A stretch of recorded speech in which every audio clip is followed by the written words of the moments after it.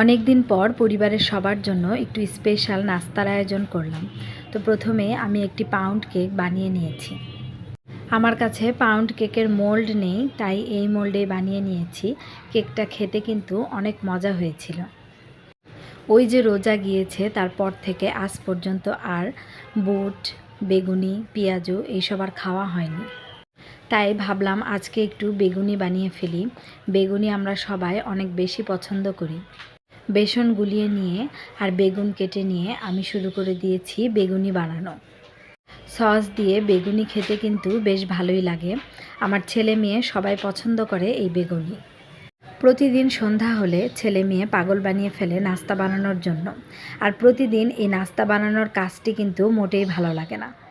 কিন্তু বাসায় যদি ছোট ছোট ছেলে মেয়ে থাকে তাহলে তো মায়েদের এই কাজটা করতেই হবে। মজার মজার খাবার যদি মারা বানিয়ে না খাওয়াই তাহলে আর কে খাওয়াবে? বাবা মার কাছেই তো ছেলেমেয়েরা বিভিন্ন ধরনের আবদার করে থাকে, কারণ ছেলেমেয়েরা খুব ভালো করেই জানে আমাদের আবদার মেটাবে আমাদের মা বাবা। যাই হোক, এদিকে আমি সবগুলি বেগুনি এক এক করে ভেজে নিচ্ছি। রমজান মাসে আমি রীতিমতো অপেক্ষায় থাকি এই বেগুনি আমার ভীষণ পছন্দ। রমজান মাস ছাড়া বেগুনি খুব একটা বানানো হয় না। তবে রমজান মাসেও প্রতিদিন বেগুনি, বুট, পেঁয়াজু কিন্তু খেতে ভালো লাগে না। কয়েকদিন বুট মুড়ি খাওয়ার পর মনে হয় না একটু ভাত খাই বা অন্য কোনো ইফতার বানাই। মাঝে মাঝেই আমার মন চায় ঘরে স্পেশাল নাস্তার আয়োজন করি। বিভিন্ন ধরনের খাবার রান্না করতে আমার ভীষণ ভালো লাগে।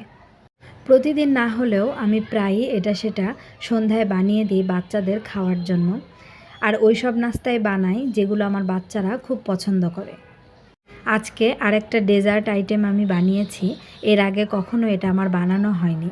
আর সেটা হলো ম্যাঙ্গো পুডিং।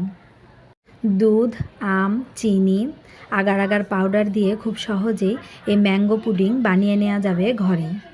আর খেতেও অনেক মজা হয়েছিল। এই গরমে এই ধরনের ম্যাঙ্গো পুডিং খেতে কিন্তু অসম্ভব মজা লাগবে।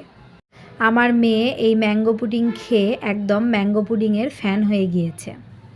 আমাকে বলছে, এই পুডিং তোমরা কেউ খাবা না, এটা শুধু আমি একাই খাবো।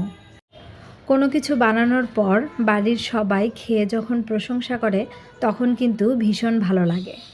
একটা অন্যরকম ভালো লাগা কাজ করে। তো যাই হোক, আমার এই ভিডিওটি আপনাদের কাছে যদি ভালো লেগে থাকে প্লিজ একটি লাইক দিতে ভুলবেন না। সবাই ভালো থাকবেন। আল্লাহ হাফেজ।